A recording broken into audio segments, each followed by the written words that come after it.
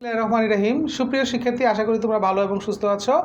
আজ রসায়নের তৃতীয় অ্যাসাইনমেন্ট যেটা দিয়েছে, অর্থাৎ চতুর্থ সপ্তাহের যে অ্যাসাইনমেন্টটা তোমাদের প্রকাশিত হয়েছে সেই অ্যাসাইনমেন্ট সম্পর্কে আলোচনা করব। সেই অ্যাসাইনমেন্টে হলো রসায়ন প্রথম পত্র থেকে দেওয়া হয়েছে, প্রথম পত্রের তৃতীয় অধ্যায়।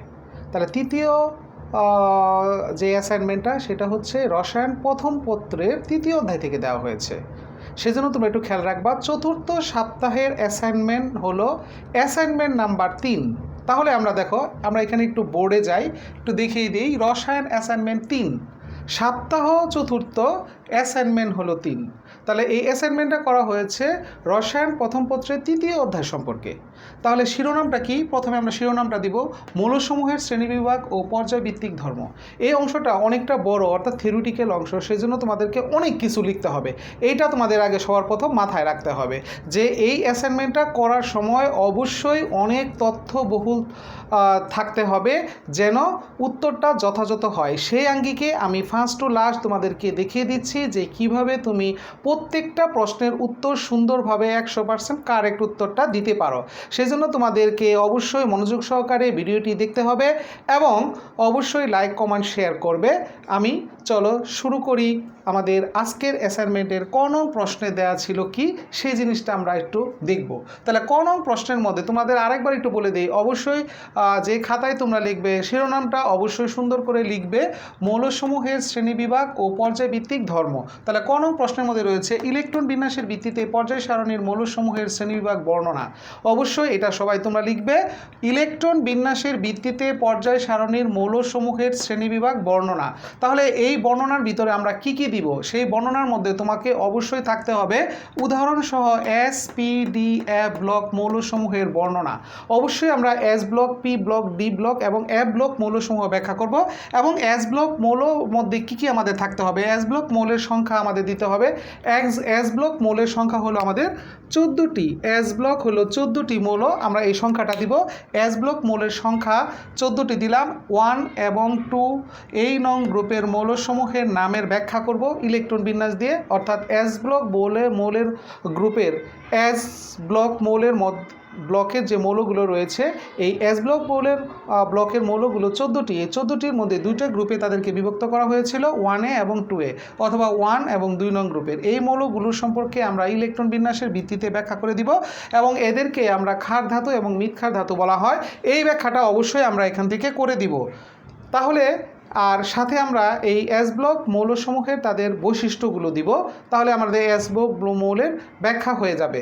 তারপরে আমরা পি ব্লক মৌলসমূহের অনুরূপভাবে ব্যাখ্যা করব যে পি ব্লক মৌলসমূহ অর্থাৎ 13 থেকে 17 নং গ্রুপে যে মৌলগুলো রয়েছে সেই মৌলগুলোর আমরা অবশ্যই ব্যাখ্যা করব বৈশিষ্ট্য দিয়ে। এবং পি ব্লক মৌলের সংখ্যা হলো 36টি। এই সংখ্যাটা অবশ্যই আমরা ইলেকট্রন বিন্যাস দিয়ে, একটা দুইটা মৌলের ইলেকট্রন বিন্যাস দিয়ে দেখিয়ে দিব। তারপরে ডি ব্লক মৌল এবং অবস্থান্তর মৌলসমূহ, অর্থাৎ ডি ব্লক মৌলের সংখ্যা হলো 41টি। এই 41টি মৌলসমূহের কথা বলতে হবে এবং ডি ব্লক মৌল এবং অবস্থান্তর মৌলসমূহের সংজ্ঞা দিতে হবে। ডি ব্লক এবং অবস্থান্তর মৌলসমূহের মধ্যে তাদের যে তুলনামূলক পার্থক্য রয়েছে সেই পার্থক্যটা উল্লেখ করতে হবে। এবং আমরা অনেক গুরুত্বপূর্ণ এখান থেকে যে বৈশিষ্ট্য পাই অবস্থান্তর মৌলসমূহের, সেই বৈশিষ্ট্যগুলো আমরা এখান থেকে অবশ্যই উল্লেখ করে দিব অল্প অল্প করে, যেহেতু অনেকগুলো হয়। অবস্থান্তর মৌলসমূহের বৈশিষ্ট্য দিব। বৈশিষ্ট্যের ভিতরে আমরা দিব এরা পরিবর্তনশীল জারণ অবস্থা প্রদর্শন করে। পরিবর্তনশীল জারণ অবস্থা প্রদর্শন করে, এটা আমরা ব্যাখ্যা করব। রঙিন যৌগ গঠন করে, এটা ব্যাখ্যা করব। রঙিন যৌগের ব্যাখ্যা করব। আর ব্যাখ্যা করব প্রভাবন ও বিজারণ ধর্ম। অল্প করে একটু ব্যাখ্যা করব। বিজারণ ক্ষমতা, এটা ব্যাখ্যা করব। তাহলে তোমাদের ক নং প্রশ্নের উত্তরটা সমাধান হয়ে যাবে। তাহলে ক নং প্রশ্নের মধ্যে আমরা অনেকগুলো বিষয় এখানে বলেছি যে S block, P block, D block, A block. S block মৌলের মধ্যে আমরা তাদের সংজ্ঞা দিব, বৈশিষ্ট্য দিব। এস ব্লক মৌলের সংখ্যা 14টি এবং তাদের ইলেকট্রন বিন্যাস দিয়ে ব্যাখ্যা করব। পি ব্লক মৌলের মধ্যেও সংজ্ঞা দিব, বৈশিষ্ট্য দিব এবং একটা দুটা মৌলের ইলেকট্রন বিন্যাস দিব। ডি ব্লক অবস্থান্তর মৌলের সংজ্ঞা দিব। ডি ব্লক এবং অবস্থান্তর মৌলসমূহের প্রত্যেকটারই তাদের মধ্যে তুলনামূলক আলোচনা আলোচনা করব। ডি ব্লক এবং অবস্থান্তর মৌলের মধ্যে পার্থক্য করব, কেন স্ক্যান্ডিয়াম এবং জিঙ্ককে অবস্থান্তর মৌল বলা যায় না সেই বিষয়টাও অল্প করে একটু ব্যাখ্যা করব। আর অবস্থান্তর মৌলসমূহের যে এখানে গুরুত্বপূর্ণ যে বৈশিষ্ট্য, সেই বৈশিষ্ট্য পরিবর্তনশীল জারণ অবস্থা প্রদর্শন করার ক্ষমতা রয়েছে, রঙিন যৌগ প্রদর্শন করে সেটা ব্যাখ্যা করব, প্রভাবন অভিযান ক্ষমতা রয়েছে সেই বিষয়টা আমরা এখান থেকে ব্যাখ্যা করব। তাহলে আমাদের ক নং প্রশ্নের উত্তর হয়ে যাবে। তারপরে আমাদের পর্যায় সারণীর খ নং যে প্রশ্নটা ছিল সেই খ নং প্রশ্নটা আমরা এখান থেকে লিখে দিব। তাহলে খ নং প্রশ্নের মধ্যে আমাদের যে বিষয়টা ছিল সেই বিষয়টা আমরা লিখব যে পর্যায় সারণীতে যে মৌলসমূহগুলো একই পর্যায়ের আয়নীকরণ শক্তির ক্রম ব্যাখ্যা করতে হবে। পর্যায় সারণীর মৌলসমূহের আয়নীকরণ শক্তির ব্যাখ্যা কি আমরা বললাম যে পর্যায় সারণীর একই পর্যায়ের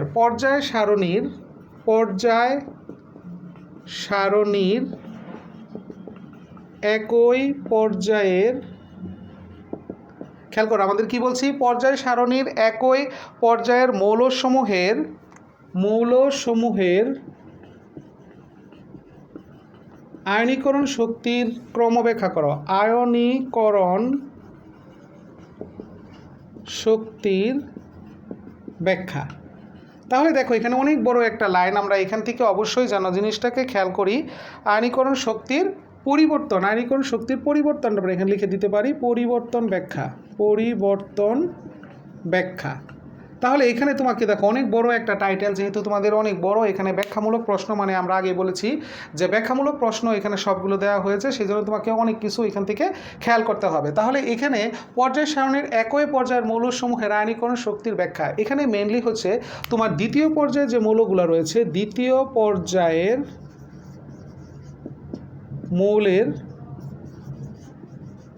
মৌলের ব্যাখ্যাটা মেনলি আনতে হবে। তো দ্বিতীয় পর্যায়ে যে মৌলগুলো রয়েছে সেই মৌলগুলো অবশ্যই আমরা এখান থেকে ব্যাখ্যা করব। দ্বিতীয় পর্যায়ের মৌলগুলোর মধ্যে আমাদের lithium, beryllium, boron, carbon, nitrogen, oxygen, এইভাবে আমরা যে মৌলগুলো রয়েছে সেই মৌলগুলো এখান থেকে ব্যাখ্যা করব। সেই মৌলগুলোর কথা বলা হয়েছে যে দ্বিতীয় পর্যায়ের মৌলের ব্যাখ্যা করব। দ্বিতীয় পর্যায়ের মৌলের এই আয়নীকরণ শক্তির যে ক্রমের ব্যাখ্যাটা রয়েছে সেই আয়নীকরণ শক্তির ক্রমের ব্যাখ্যা করব। তবে এক্ষেত্রে আয়নীকরণ শক্তির ক্রমের ব্যাখ্যা করার আগে অবশ্যই আমাকে কি করতে হবে, আয়নীকরণ শক্তির সংজ্ঞা দিতে হবে। আয়নীকরণ শক্তির সংজ্ঞা অবশ্যই আমরা এখান থেকে আগে দিব, সংজ্ঞা দিতে হবে। আয়নীকরণ শক্তির সংজ্ঞা দিব। আয়নীকরণ শক্তির সংজ্ঞা দিয়ে একই পর্যায়ের মধ্যে আয়নীকরণ শক্তির মান আমাদের কি হয় যে পর্যায় সারণীর একই পর্যায়ে বাম থেকে ডান দিকে আমরা যতই যাব পারমাণবিক সংখ্যা বৃদ্ধি পাওয়ার সাথে সাথে পরমাণুর আকার ছোট হয়, এবং সেক্ষেত্রে একই পর্যায়ে গেলে আয়নীকরণ শক্তির মান বৃদ্ধি পায়। এক্ষেত্রে আমরা আয়নীকরণ শক্তির মান বৃদ্ধি পায় ও কথাটা আগে লিখব যে আয়নীকরণ শক্তির পরিবর্তনটা নিয়মিত। তারপরে আমরা কি করব, এখানে আমাদের কিছু মৌলের ব্যতিক্রম রয়েছে, সেই মৌলগুলোর মধ্যে বেরিলিয়াম এবং বোরন, নাইট্রোজেন এবং অক্সিজেন। বেরিলিয়ামের আয়নীকরণ শক্তি, বেরিলিয়াম অপেক্ষা বোরনের আয়নীকরণ শক্তি বেশি হয় কেন? আয়নীকরণ শক্তি বেশি হয় কেন এটা ব্যাখ্যা করব। আর এখানে নাইট্রোজেনের আয়নীকরণ শক্তি অক্সিজেন অপেক্ষা বেশি হয় কেন এটা আমরা ব্যাখ্যা করব। তাহলে এখান থেকে আমাদের যে ব্যতিক্রমী মৌলগুলো রয়েছে, অর্থাৎ দ্বিতীয় পর্যায়ের মৌলগুলোর মধ্যে আমাদের একই পর্যায়ে আমরা আগে জানি বাম থেকে ডান দিকে গেলে যতই যেতে থাকবো পারমাণবিক সংখ্যা বৃদ্ধি পাওয়ার সাথে সাথে পরমাণুর আকার ছোট হতে থাকে, সেক্ষেত্রে আয়নীকরণ শক্তির মানও বৃদ্ধি পায়। ওটা আমরা নর্মালিভাবে আগে বলে দিব। তারপরে দ্বিতীয় পর্যায়ের যে মৌলগুলোর মধ্যে lithium, beryllium, boron, carbon, oxygen, nitrogen এবং ফ্লোরিন, এই মৌলগুলোর মধ্যে আমাদের কয়েকটা মৌলের ব্যতিক্রম দেখা যায়, সেই মৌলগুলোর ব্যতিক্রমী অংশ অবশ্যই ব্যাখ্যা করতে হবে। এই জিনিসটা যেন অবশ্যই আমাদের সবার মাথায় থাকে। বেরিলিয়াম এবং বোরন এবং নাইট্রোজেন এবং অক্সিজেন, বেরিলিয়াম অপেক্ষা বোরনের আয়নীকরণ শক্তি বেশি হওয়ার কথা ছিল, সেখানে কম হয় কেন? অর্থাৎ বেরিলিয়ামের আয়নীকরণ শক্তি বেশি হয়, বোরনের কম হয় কেন ব্যাখ্যা করো এটা। আর নাইট্রোজেন অপেক্ষা অক্সিজেনের এই ক্ষেত্রে আমরা একই পর্যায়ে যেহেতু আছে সেই হিসাবে অক্সিজেনের আয়নীকরণ শক্তির মান বেশি হওয়ার কথা ছিল, কিন্তু এখানে অক্সিজেনের আয়নীকরণ শক্তির মান কম, নাইট্রোজেন আয়নীকরণ শক্তির মান বেশি। এই দুইটা অবশ্যই ব্যাখ্যা করতে হবে খ নং প্রশ্নের মধ্যে। এই জন্য অবশ্যই তোমাদেরকে মাথায় রাখতে হবে যে বিষয়গুলো আমরা এখানে বলে দিচ্ছি সেই বিষয়গুলো যেন অবশ্যই আমরা এখান থেকে খেয়াল করি। তাহলে যখন আমরা এই বিষয়টাকে খেয়াল করব তখন অবশ্যই যে প্রশ্নগুলো গুরুত্বপূর্ণ ওই অংশগুলো কোনোভাবেই বাদ দেওয়া যাবে না। যেমন এই প্রশ্নগুলোর মধ্যে, এই খ নং প্রশ্নের মধ্যে সবচেয়ে গুরুত্বপূর্ণ অংশ হলো আয়নীকরণ শক্তি কাকে বলে। তারপরে আয়নীকরণ শক্তির নিয়মিত ক্রম, অর্থাৎ একই পর্যায়ে গেলে যে আয়নীকরণ শক্তির মান বৃদ্ধি পায় এই কথাটা আমরা ব্যাখ্যা করব। তারপরে আমরা ব্যতিক্রমী আসবো যে দ্বিতীয় পর্যায়ের মৌলগুলোর মধ্যে আমাদের এখানে বেরিলিয়াম, বোরন আর নাইট্রোজেন, অক্সিজেন এইগুলোর মধ্যে মৌলের ব্যতিক্রমী দেখা যায়। যেমন আমরা এখানে প্রশ্ন তৈরি করে দিয়েছি যে বেরিলিয়াম অপেক্ষা বোরনের আয়নীকরণ শক্তি কেন কম হয়, অথবা বোরন অপেক্ষা বেরিলিয়ামের আয়নীকরণ শক্তি বেশি হয় কেন সেটা ব্যাখ্যা করো। নাইট্রোজেন অপেক্ষা অক্সিজেন আয়নীকরণ শক্তি কম হয় কেন, অথবা অক্সিজেন আয়নীকরণ শক্তি নাইট্রোজেন অপেক্ষা কম হয় কেন, অথবা নাইট্রোজেন আয়নীকরণ শক্তি অক্সিজেন অপেক্ষা বেশি হয় কেন। এটা দিলে তোমার খ নং প্রশ্নের উত্তর সমাধান হয়ে যাবে। আশা করি বিষয়টা বুঝতে পেরেছো। যেহেতু সবগুলোই আমাদের এখানে হচ্ছে থিওরিটিক্যাল, সেজন্য অবশ্যই আমাদের A to Z লিখতে হবে, বেশি করে লিখতে হবে এবং পরীক্ষককে বুঝিয়ে দিতে হবে। তাহলে পরীক্ষক খুশি হবে এবং তোমাকে প্রাণ খুলে নম্বর দিতে পারে। এরপরে আমরা আমার গ নং প্রশ্নের ব্যাখ্যা করব যে গ নং প্রশ্নে আমাদের কী ছিল, সেই গ নং প্রশ্নটা আমরা এখন একটু দেখি। তাহলে এখান থেকে যে ঘ নং প্রশ্নটা রয়েছে সেই ঘ নং প্রশ্নটা আমাদের কি, ঘ নং প্রশ্নটার মধ্যে রয়েছে পর্যায় সারণীর একই শ্রেণীতে, পর্যায় সারণীর একই শ্রেণীতে, একটু বড় কথাগুলো সেজন্য একটু মনোযোগ সহকারে একটু দেখতে হবে এবং অবশ্যই টাইটেলটা আমরা এখান থেকে অবশ্যই লিখে দিব। শ্রেণীতে মৌলসমূহের ইলেকট্রন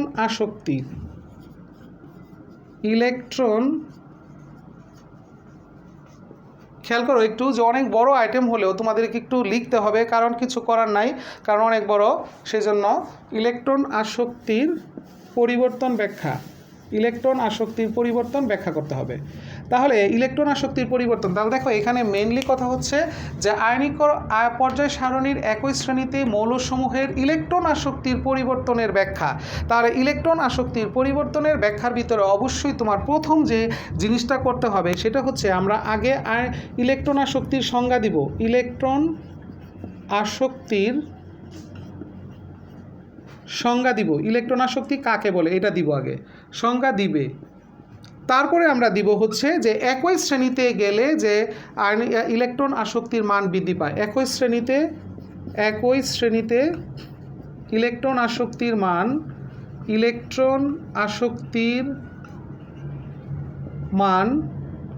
আসক্তির মান বৃদ্ধি পায়, এই কথাটাকে আমাদের লিখতে হবে। অর্থাৎ একই শ্রেণীতে যে ইলেকট্রন আসক্তির মান বৃদ্ধি পায় এই জিনিসটা আমরা অবশ্যই ব্যাখ্যা করব। তারপরে আমাদের এখানে যে মৌলগুলো রয়েছে সেই মৌলগুলোর অবশ্যই ব্যতিক্রমী প্রভাব রয়েছে, অর্থাৎ সেই ইলেকট্রন আসক্তির ব্যাখ্যা। অর্থাৎ এখানে আমরা যখন একই শ্রেণীতে দিব তখন এখানে হবে হ্রাস পাবে। হ্যাঁ, একই শ্রেণীতে গেলে, একই শ্রেণীতে উপর থেকে নিচের দিকে গেলে হ্রাস পায়, সেটা ব্যাখ্যা করব, বৃদ্ধি না।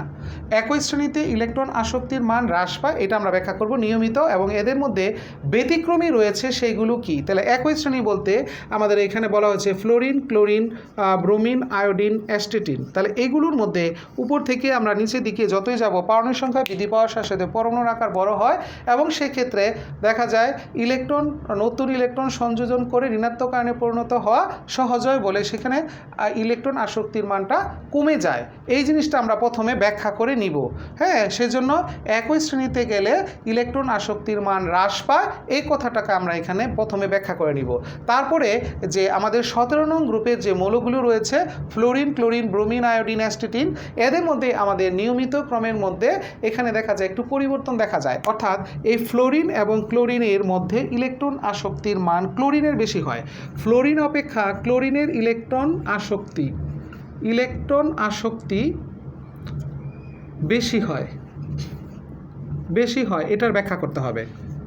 কী ব্যাখ্যা করব আমরা? অবশ্যই এই জিনিসটা যেন আমাদের ভুলে না যায়, অবশ্যই আমরা এই জিনিসটাকে খেয়াল করব যে ফ্লোরিনের ইলেকট্রন আসক্তি ক্লোরিন অপেক্ষা কম, যদিও বেশি হওয়ার কথা ছিল। ক্লোরিনের ইলেকট্রন আসক্তিটা ফ্লোরিনের তুলনায় কেন বেশি হয়, যদিও কম হওয়ার কথা ছিল।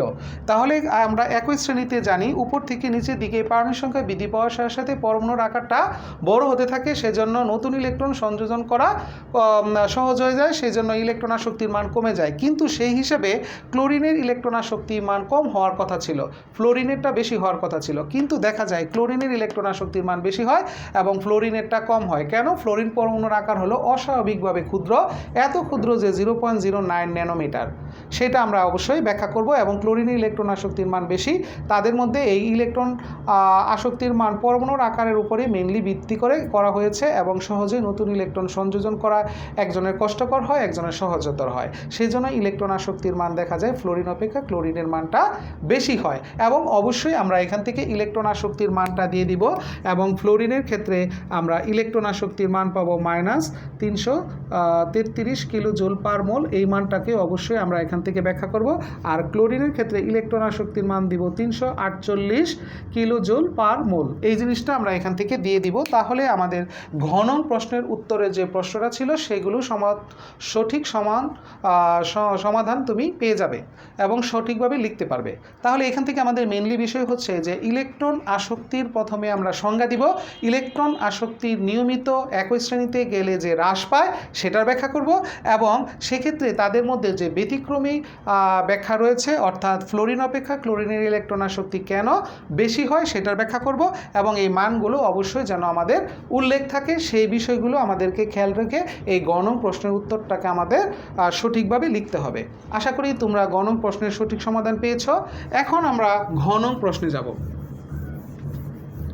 এখন ঘন প্রশ্নের মধ্যে আমাদের কি কি বিষয় রয়েছে সেই জিনিসটা আমরা একটু দেখব যে ঘন প্রশ্নের মধ্যে আমাদের কি বিষয় রয়েছে। তাহলে ঘন প্রশ্নের মধ্যে মৌলের তড়িৎ ঋণাত্মকতার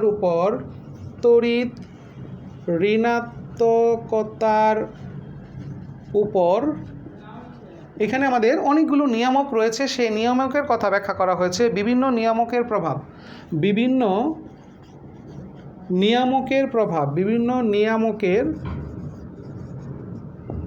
প্রভাব ব্যাখ্যা।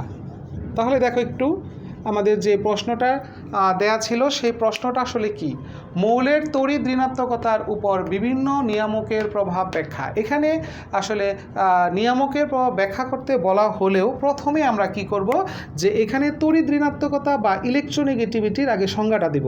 তড়িৎ ঋণাত্মকতার সংজ্ঞা দিব, যে তড়িৎ ঋণাত্মকতার আমরা এখানে সংজ্ঞা দিব যে তড়িৎ ঋণাত্মকতা কাকে বলে, হ্যাঁ, যে কোনটা তড়িৎ ঋণাত্মকতার মানের উপর কিভাবে আমরা নিয়ামকের প্রভাব ফেলি এবং সেই নিয়ামকগুলো উল্লেখ করতে হবে, নিয়ামকের নাম লিখতে হবে, নিয়ামকের নাম লিখতে হবে। তাহলে নিয়ামকের এখানে কি কি বিষয় রয়েছে সেগুলো আমরা দেখব। নিয়ামকগুলো রয়েছে পর্যায়ক্রমিকভাবে, আমরা একটু দিয়ে দিচ্ছি যে পরমাণুর আকার, এই পয়েন্টগুলো অবশ্যই তোমাকে থাকতে হবে, যেন তুমি যদি বেশি নাম্বার পেতে চাও তাহলে অবশ্যই এই জিনিসটাকে মাথায় রাখবে। নিউক্লিয়ার চার্জ 2 নাম্বার আমরা দিব, নিউক্লিয়ার চার্জ এটা ব্যাখ্যা করব, অর্থাৎ নিউক্লিয়ার চার্জের উপর যে নিজের ইলেকট্রনটাকে টেনে নেয় কত ক্ষমতা বেশি হয় সেই জিনিসটা এখানে উল্লেখ করতে হবে। তারপরে আমরা ইলেকট্রন বিন্যাস দিয়ে ব্যাখ্যা করব, ইলেকট্রন বিন্যাস। তাহলে দেখো এখান থেকে আমরা যখন ঘন প্রশ্নের উত্তর সমাধান করব তখন অবশ্যই তড়িৎ ঋণাত্মকতার উপর বিভিন্ন নিয়ামকের প্রভাবের কথা এখানে বলা হয়েছে। তাহলে বিভিন্ন নিয়ামকের কথা বলা হলেও আমরা তড়িৎ ঋণাত্মকতার সংজ্ঞাটা স্পষ্ট করে দিব এবং এক্ষেত্রে তড়িৎ ঋণাত্মকতার উপর যে বিভিন্ন নিয়ামকের প্রভাব রয়েছে সেই নিয়ামকগুলো ব্যাখ্যা করব। সেই নিয়ামকগুলোর মধ্যে অবশ্যই থাকতে হবে পরমাণুর আকার, তারপরে থাকতে হবে নিউক্লিয়ার চার্জ এবং ইলেকট্রন বিন্যাস, এই কথাগুলো অবশ্যই থাকতে হবে। সেই সাথে আরেকটা বিষয় আমাদেরকে এখানে ব্যাখ্যা করতে হবে, সেটা হচ্ছে যে যত তড়িৎ ঋণাত্মক বিশিষ্ট মৌল রয়েছে তাদের মধ্যে সবচেয়ে অধিক তড়িৎ ঋণাত্মক বিশিষ্ট মৌল যে ফ্লোরিন, এটাও আমরা ব্যাখ্যা করব। সবচেয়ে তড়িৎ ঋণাত্মক বিশিষ্ট মৌল, তড়িৎ ঋণাত্মক বিশিষ্ট মৌল ফ্লোরিন কেন? ব্যাখ্যা করো।